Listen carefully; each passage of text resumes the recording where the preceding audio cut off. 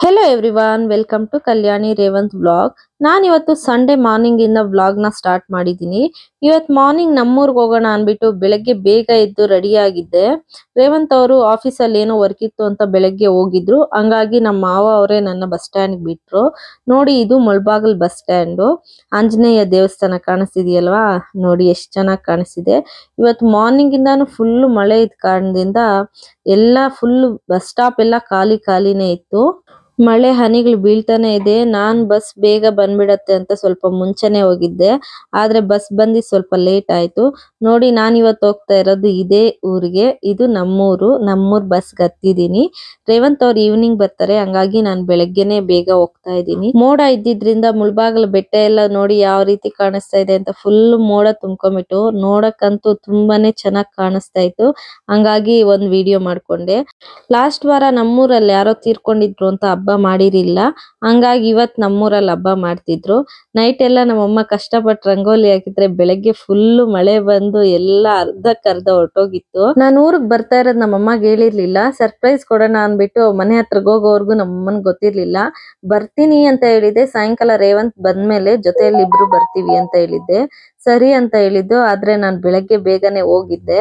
ಆಮೇಲೆ ನಾನು ಹೋಗೋಷ್ಟ್ರೊಳಗಡೆ ಅಡಿಗೆ ಮಾಡಿದ್ರು ನಮ್ಮಮ್ಮ, ದೋಸೆ ಮತ್ತೆ ಬೇಳೆ ಸಾರು. ನಾನು ಊಟ ಮಾಡ್ತಾ ಇದ್ದೆ. ಬೆಳಗ್ಗೆಯಿಂದ ಮಳೆ ಬೀಳ್ತಾ ಇರೋದ್ರಿಂದ ಹಸುಗಳನ್ನ ತೊಳ್ದಿರಿಲ್ಲ.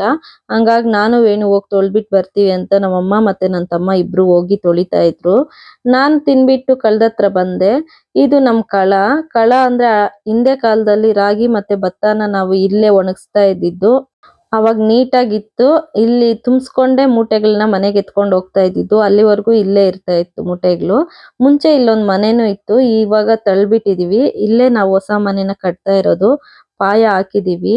ಈಗ ನಮ್ಮಮ್ಮ ಫಸ್ಟ್ 3 ಹಸುಗಳಿದಾವೆ. ಒಂದ್ ಹಸುನ್ ತೊಳಿತಾ ಇದ್ರು. ನೋಡಿ, ಇದೇ ನಮ್ ಪಾಯ. ಪ್ರೆಸೆಂಟ್ ನಾವು ಊರೊಳಗಡೆ ಇರೋ ಮನೇಲಿ ಇದೀವಿ. ಇದು ಊರ್ ಆಚೆ ಇರೋದು. ನೋಡಿ ಯಾವ ರೀತಿ ಇದೆ ಅಂತ. ಫುಲ್ ತೋಟಗಳೇ ಇದೆ ನಮ್ ಮನೆ ಹತ್ರ. ಇದು ನಮ್ ದೇವಸ್ಥಾನ, ಈಶ್ವರನ್ ಗುಡಿ ದೇವಸ್ಥಾನ. ನಾನು ತೋರಿಸ್ತಾ ಇದ್ರೆ ಆ ಹಸು ತೊಳ್ದಿದ್ದಾಯ್ತು ಅಂತ 2ನೇ ಹಸುನ ಹಿಡ್ಕೊ ಬಂದು ತೊಳಿತಾ ಇದಾರೆ. ಇನ್ನೊಂದ್ ಹಸು ಚಪ್ರದ ಕೆಳಗಡೆನೆ ಐತೆ ನೋಡ್ರಿ. ನೋಡಿ ಗ್ರೀನರಿ ಎಷ್ಟ್ ಚೆನ್ನಾಗಿ ಕಾಣಿಸ್ತಾ ಇದೆ ಅಂತ. ನೋಡಕ್ಕಂತೂ ಎಷ್ಟು ಚೆನ್ನಾಗಿತ್ತು ಅಂದ್ರೆ ಅಷ್ಟು ಚೆನ್ನಾಗಿತ್ತು. ಮಳೆ ಬೇರೆ ಬೀಳ್ತಾ ಇತ್ತು. ನಮ್ಮಮ್ಮ ಅವರು ಇನ್ನ ಹಸುಗಳ ಹಬ್ಬ ಆಗಿರೋದ್ರಿಂದ ಇನ್ನೇನ್ ಮಾಡಕ್ಕಾಗಲ್ಲ, ತೊಳಿಲೇಬೇಕು ಅಂತ ಮಳೆಯಲ್ಲೇ ನೆನ್ಕೊಂಡು ತೊಳಿತಾ ಇದ್ರು. ನೋಡಿ, ಇದು ನಮ್ ದೇವಸ್ಥಾನ, ಈಶ್ವರಗುಡಿ ದೇವಸ್ಥಾನ ನಮ್ಮೂರ್ದು. ಕಳ್ದಲ್ಲಿ ಸ್ವಲ್ಪ ಗಿಡಗಳನ್ನ ಉಣಿದ್ರು ನಮ್ಮಮ್ಮ. ಹಸುಗಳೆಲ್ಲ ಮೇಯತ್ತೆ ಅನ್ಬಿಟ್ಟು ಮೆಸ್ ಕಟ್ಬಿಟ್ಟವ್ರೆ. ನೋಡಿ ಏನೇನ್ ಬೆಳ್ದಿದ್ದಾರೆ ಅಂತ ನೋಡೋಣ ಅಂತ ಹೋದ್ರೆ ಪುದೀನ ಬೆಳ್ದಿದ್ರು, ಕನಕಾಂಬ್ರ ಗಿಡಗಳನ್ನ ಉಣಿದ್ರು, ಮತ್ತೆ ದಾಸವಾಳ ಗಿಡಗಳು ಸಹ ಬೆಳ್ದಿದ್ವು. ಇಲ್ಲಿಂದಾನೇ ಇವಾಗ ಫೋಟೋಗಳಿಗೆಲ್ಲ ಹೂಗಳು ಸಿಗ್ತಾ ಇದೆ ಅಂತ ನಮ್ಮಮ್ಮನ ಹೇಳ್ತಾ ಇದ್ರು. ನೋಡಿ ಎಷ್ಟ್ ಚೆನ್ನಾಗಿ ಹೂಗಳು ಬಿಟ್ಟಿದಾವೆ ಅಂತ. ನೋಡಕ್ಕಂತೂ ತುಂಬಾನೇ ಚೆನ್ನಾಗಿ ಕಾಣಿಸ್ತಾ ಇತ್ತು. ತುಳಸಿ ಗಿಡಗಳು ಎಲ್ಲ ಇದ್ವು.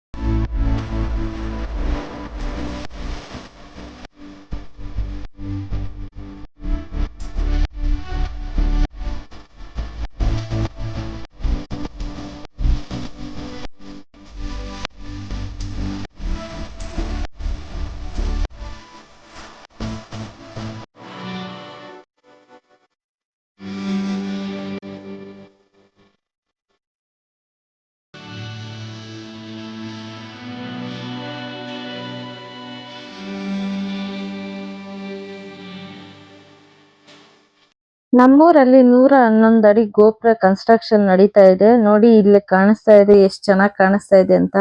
ಮಳೆ ಬೀಳ್ತಾ ಇತ್ತು. ಮಳೆಯಲ್ಲೇ ನೆನ್ಕೊಂಡು ನಮ್ಮಮ್ಮ ಅವರೆಲ್ಲ ಹಸುಗಳನ್ನ ತೊಳೆದ್ರು ನೀಟಾಗಿ. ಅಷ್ಟರೊಳಗಡೆ ಊರಲ್ಲಿ ಪೂಜೆ ಮಾಡ್ರಿ ಅಂತ ಸಾಡ್ಸಿದ್ರು. ನಮ್ಮಮ್ಮ ಹಸುಗಳನ್ನೆಲ್ಲ ಮನೆ ಹತ್ರ ಗಿಡ್ಕೊ ಬಂದು ನೋಡಿ ಪೂಜೆ ಮಾಡ್ತಾ ಇದ್ದಾರೆ. ಪೂಜೆ ಎಲ್ಲ ಆದ್ಮೇಲೆ ನಮ್ಮಮ್ಮ ಹಸುಗಳಿಗೆ ಅನ್ಬಿಟ್ಟು ದೋಸೆ ಮತ್ತೆ ಇದ್ಕಿನ ಬೇಳೆ ಸಾಂಬಾರ್ ಮಾಡಿದ್ರು. ಅದನ್ನ ತಿನ್ನಿಸ್ತಾ ಇದ್ದಾರೆ. ಈ ಹಬ್ಬಕ್ಕಂತೂ ಹಸುಗಳಿಗೆ ವರ್ಷನೂ ನಮ್ಮಮ್ಮ ಇದನ್ನ ತಿನ್ನಿಸ್ತಾರೆ. ಯಾಕೆ ಅಂತ ಗೊತ್ತಿಲ್ಲ. ನಮ್ಮ ಮನೇಲಿ ನಾನ್ ಚಿಕ್ಕ ವಯಸ್ಸಿಂದನೂ ನಮ್ಮ ಮನೇಲಿ ಹಸುಗಳಿದಾವೆ. ಹಂಗಾಗಿ ವರ್ಷನೂ ನಮ್ಮಮ್ಮ ಇದೇ ತರ ಫಾಲೋ ಮಾಡ್ತಾರೆ. ಯಾಕೆ ಅಂತ ನನಗಂತೂ ಗೊತ್ತಿಲ್ಲ. ನಾನು ಹೇಳ್ತಾನೆ ಇರ್ತೀನಿ, ದೋಸೆ ಮತ್ತೆ ಇದ್ಕಿನ ಬೇಳೆ ಸಾರು ಯಾರಿಗೋಸ್ಕರ ಮಾಡ್ತೀಯ ಇವತ್ತು ಅಂದ್ರೆ ಹಸುಗಳಿಗೋಸ್ಕರನೇ ಅಂತ ಹೇಳ್ತಾರೆ ನಮ್ಮಮ್ಮ. ಅಷ್ಟ್ರೊಳಗಡೆ ಪೂಜೆ ಎಲ್ಲ ಆದ್ಮೇಲೆ ಊರ್ ಹಸುಗಳೆಲ್ಲ ಬಂದ್ವು. ಊರೆಲ್ಲ ರೌಂಡ್ ಹೊಡಿಸ್ತಾ ಇದ್ರು. ಹಂಗಾಗಿ ನಮ್ಮ ಮನೆ ಹತ್ರಕ್ಕೂ ಬಂತು. ಇದ್ ನಮ್ಮ ಮನೆ ಪಕ್ಕದ ಮನೆ ಅವ್ರದ್ದೇ ಎತ್ತುಗಳು. ಹಂಗಾಗಿ ನಮ್ಮಮ್ಮ ಎತ್ತುಗಳಿಗೆ ಆ ರೀತಿ ತೆಗಿತಾ ಇದ್ರು.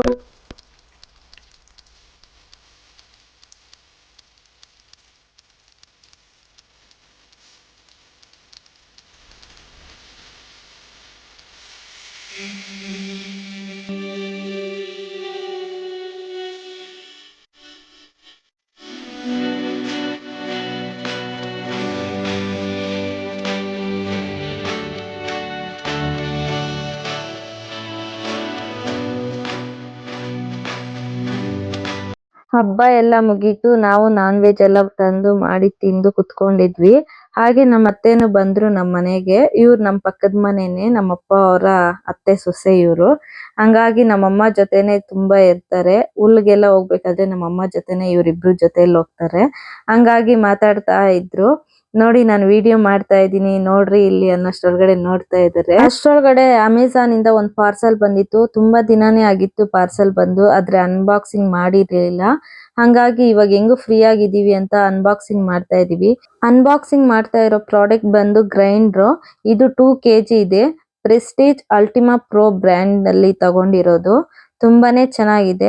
ನಾನು ಇದು ಇಂಡಿಯನ್ ರಿಪಬ್ಲಿಕ್ ಡೇ ಸೇಲ್ ಇದ್ದಾಗ ತಗೊಂಡಿರೋದು. ಆದ್ರೆ ಓಪನ್ ಮಾಡೋದಿಕ್ಕೆ ಆಗಿರ್ಲಿಲ್ಲ. ಹಂಗಾಗಿ ಇವಾಗ ಮಾಡ್ತಾ ಇದೀನಿ. ನಾವು ತಗೊಂಡಾಗ ಇದು 4000 ಇತ್ತು. ಈಗ ಎಷ್ಟಿದೆಯೋ ನಾನು ನೋಡ್ಲಿಲ್ಲ. ಆದ್ರೆ ತುಂಬಾನೇ ಚೆನ್ನಾಗಿದೆ ಕ್ವಾಲಿಟಿ.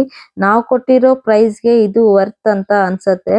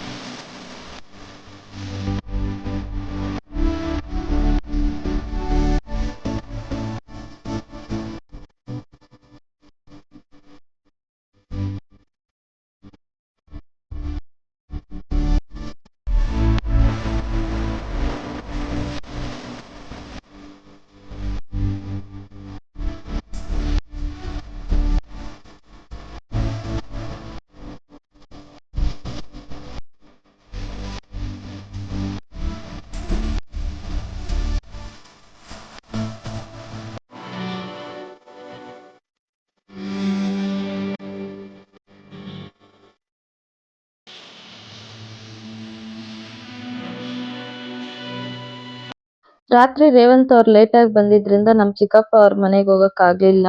ಹಂಗಾಗಿ ಬೆಳಗ್ಗೆ ಬೇಗ ಎದ್ದು ನಮ್ ಚಿಕ್ಕಪ್ಪ ಅವ್ರ ಮನೆಗ್ ಬಂದ್ವಿ ಮಾತಾಡ್ಸ್ಕೊಂಡ್ ಹೋಗೋಣ ಅನ್ಬಿಟ್ಟು.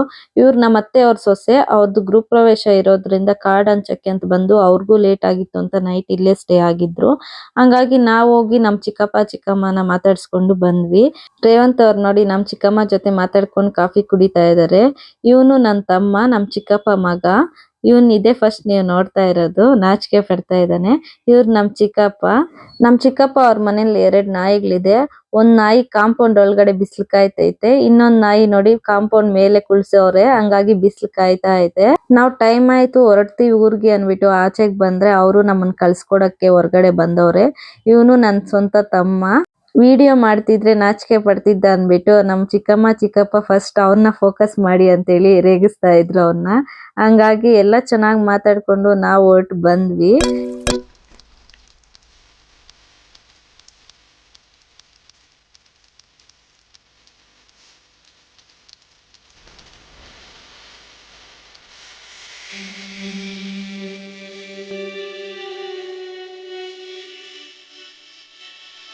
ಇದಾಗಿತ್ತು ಇವತ್ತಿನ ವ್ಲಾಗ್. ಈ ವ್ಲಾಗ್ ನಿಮಗೆ ಇಷ್ಟ ಆಗಿದ್ದರೆ ಪ್ಲೀಸ್ ಲೈಕ್ ಮಾಡಿ, ಶೇರ್ ಮಾಡಿ ಹಾಗೂ ಸಬ್ಸ್ಕ್ರೈಬ್ ಮಾಡೋದನ್ನ ಮರಿಬೇಡಿ. ನಾಳೆ ಮತ್ತೊಂದು ಹೊಸ ವಿಡಿಯೋ ಜೊತೆಗೆ ಸಿಗೋಣ. ಅಲ್ಲಿವರೆಗೂ ಟೇಕ್ ಕೇರ್. ಬಾಯ್ ಬಾಯ್.